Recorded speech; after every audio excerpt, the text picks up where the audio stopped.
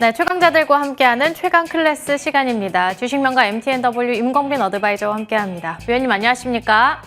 네, 반갑습니다. 네, 미증시는 약반등에 성공을 했고 우리 시장 CPI 지수 발표, JP모건 헬스케어 컨퍼런스, CES 실적 발표 정말 여러 가지 굵직한 이벤트들을 기다리고 있습니다. 대응 전략은 어떻게 펼쳐볼까요? 시장의 템포가 좀 빠릅니다. 그러니까 이게 무슨 말씀이냐면요. 보통 1월 달에 거래 터진 종목들은 한동안 좀 추세 타는 경우들이 많았는데 2차 전지도 괜찮게 올라갔고 반도체도 괜찮게 올라갔고 바이오도 괜찮게 올라갔고 또 얼마 전에 중동 전쟁 주식 올라가고 오늘 AI 종목들 올라가잖아요. 근데 연속성이 떨어집니다. 2차 전지가 올라가면 어디 반도체나 바이오가 빠지면서 올라가요. 또 반도체가 올라가면 바이오가 빠지고 바이오가 올라가니까 2차 전지 반도체가 조정받고 이런 식으로 올라가죠. 오늘은 2차 전지 빠지고 반도체 빠지고 바이오 빠지는데 AI 관련된 주식들이 좋습니다. 템포를 굉장히 좀 빠르게 시장이 가지고 가고 있기 때문에 이 템포에 맞추시는 분들은 잘 아시겠지만 거의 대부분의 분들이 이렇게 하실 것 같아요. 종목들 올라가는 종목 잡았는데 내가 산 주식은 안 가고 갑자기 AI 종목도 오늘 막 올라가고 이렇게 되는 그런 상황들이 나오죠. 이때 여러분들께서 좀 마음이 급해지시는 경우들이 있으신 것 같습니다. 연초이기 때문에 어떤 올해 목표치 또는 1월 달에 목표치를 개별적으로 다 세우신 분들이 많으시겠죠? 또 그 목표치를 할당량을 채우기 위해서 매매를 또 많이 하는 경우들이 있는데, 자, 지금 시장이요, 예상보다 외국인 선물 매수에도 좀 많이 안 들어오고 있고, 또 기관 투자자들이 최근에 국내 시장을 많이 주식을 팔았죠. 이런 상황에서 유동성이 풍부하지가 않습니다. 이럴 때는 아무래도 시장의 템포가 빠를수록 이 종목들 내동 매매를 하기가 쉽습니다. 그냥 기다리세요. 기다리시면 본인의 순서가 오게 되니까 왜 내가 사고 떨어지고 또 내가 안 산 섹터의 종목들이 올라가냐 이렇게 생각하실 수도 있지만 모두가 다 느끼는 그런 상황입니다. 그래서 지금은 조금 난이도가 높아요. 마음에 조금 속도 조절을 하는 방향으로 가시면 제가 연초에 계속 말씀드리는 게 있습니다. 여러분, 손실을 누적하지 않는 게 최고 좋은 투자입니다. 우리가 수익 같은 경우에는 티끌의 수익을 모아봤자 티끌밖에 안 돼요. 근데 티끌의 손실을 보면 태산 같은 손실이 됩니다. 주식이라는 게 레버리지 효과를 가지고 있고 복리의 효과를 가지고 있기 때문에 원금을 지키는 게 정말 중요하다라는 말씀을 드리면서, 자, 다행히도 외국인 선물 매도세가 많이 줄어들었습니다. 그 부분만 좀 포인트로 잡고 넘어가겠습니다. 화면 보겠습니다.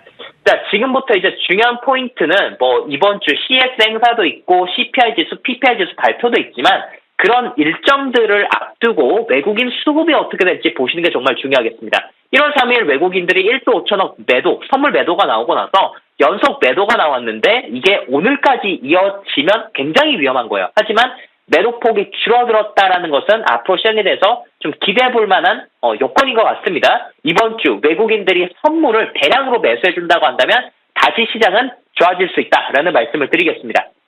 네, 그러면 바로 급등주 체크해 볼게요. 먼저 첫 번째 종목으로는 이스트 소프트 체크해 볼 수 있는데 GPT 스토어 출시 기대감에 AI 관련주가 강한 흐름을 나타냅니다. 그중 이스트 소프트는 이틀째 장중 상한가에 진입합니다.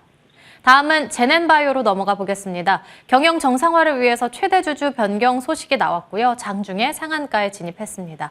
다음으로는 아프리카 TV 볼 수 있겠는데요. 국내 최초의 트위치 팔로워가 100만 명인 유명 스트리머 일명 우악굿의 이적 확정 소식에 급등이고요. 이로 인해서 오늘 장중에 52주 신고가 경신 나왔습니다. 다음은 임광빈 어드바이저의 종목으로 퓨릿 보겠습니다. 반도체향 소재 매출 증가가 기대되는 퓨릿이 오늘 장중 12%대 급등, 현재 구간에도 8%가량 올라주고 있는데요. 퓨릿에 대한 추가 전략이 있을까요? 최근에 바닥권에서 장대양봉 터진 신규 상장 주식들이 또 올라와요. 퓨릿, 그다음에 또 필에너지, 밀리에서재 같은 종목들이 좀 대표적인 종목들이 되겠고, 퓨릿은 제가 지난주에도 방송에서 말씀해드렸죠. 이제 바닥을 4번 다진 주식인데 화면 한번 보도록 하겠습니다. 최근에 반도체 주식들이 삼성전자가 이제 반등을 하고 CXL 같은 이런 재료들이 나오면서 다시 한번 더 부각을 받고 있는 상황인데요. 자, 퓨릿 1,700원의 공모가. 그래서 바닥을 4번 다지고 이제 주가가 장대 양봉이 나왔습니다. 자, 이렇게 되면은 제가 여러분들에게 말씀드렸던 그대로의 어떤 좋은 시나리오로 주가가 흘러가고 있는데, 자, 여기서 이제 퓨릿을 보유하고 계신 분들의 평당 가격이 보통 이제 12,000원 이하일 것이에요.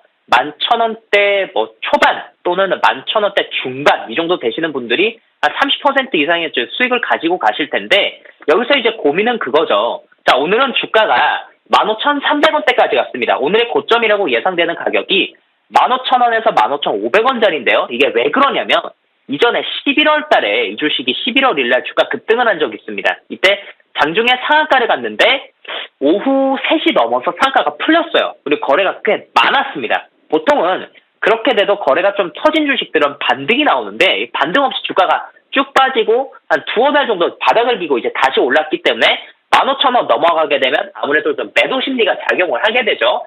오늘 이제 15,000원 넘어갔었을 때 매도하신 분들은 잘하셨다고 말씀을 드리고 싶고, 여전히 보유하고 계신 분들이 계시다고 한다면 그분들께서는 좀 체크하셔야 되는 일정이 일정이, 자, 화면을 보시면 제가 써드릴게요. 1월 18일입니다. 1월 18일 날 보호 예수가 풀리게 돼요. 58만 주 정도 보호 예수가 풀리기 때문에 아직 한 10여일 정도 남았지 않습니까? 그러면 이번 주 중으로 해서 이제 주가가 어느 정도 좀 올라가게 되면은 한 번은 보호 예수 전에는 매도를 하고 나서 보호 예수가 나오고 다시 보자라는 말씀을 드리겠습니다.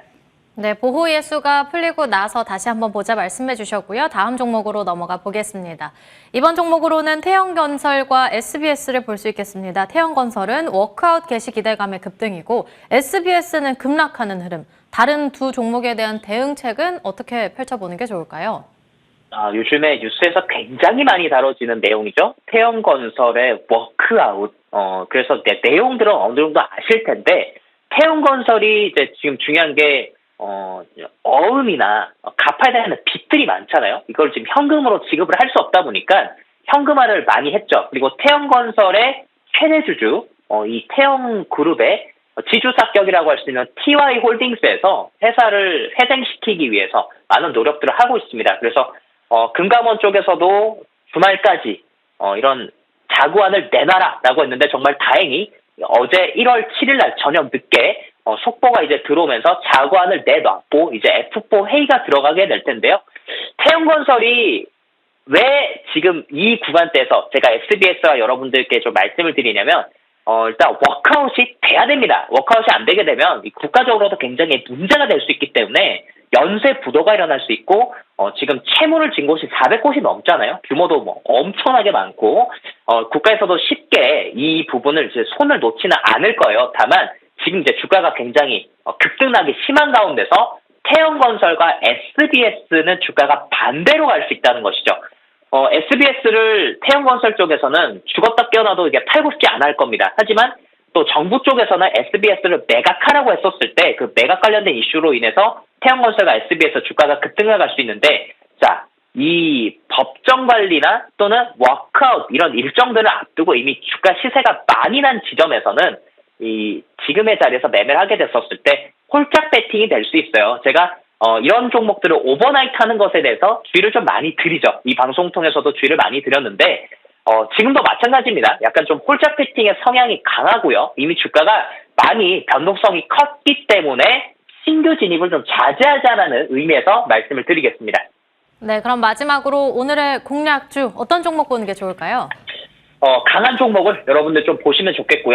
엑시콘을 말씀을 드리도록 하겠습니다. 엑시콘 반도체 관련된 주식이고, 삼성전자가 19년도부터 130조 원 반도체 투자해서 이제 4년이 지난 상황인데 그게 이제 효과를 볼 때가 됐어요. 앞으로 반도체가 26년, 길게는 28년도까지 좋을 것이 예상이 되는데, 자, 반도체 관련주 CXL 관련된 주식이죠. CXL 2.0 테스터 개발이 완료가 됐고 그와 관련된 시설이 이제 부각이 되면서 엑시콘이 올라갔는데, 엑시콘 급등하다 보니까 현재는 단기 과열입니다. 단기 과열 30분 단위로 매매가 이어지는데, 단기 과열이 오늘 마지막 단기 과열 단일가 매매이기 때문에 단일가가 풀리게 됐었을 때 주가가 상승할 수 있어서 미리 주식을 좀 매수하는 게 좋겠다는 말씀을 드리겠습니다. 25,000원에서 21,000원 밴드에서 매수하시면 좋을 것 같고요. 1차 목표가는 23,000원, 손절은 18,500원의 단기 종목으로 말씀을 드리겠습니다.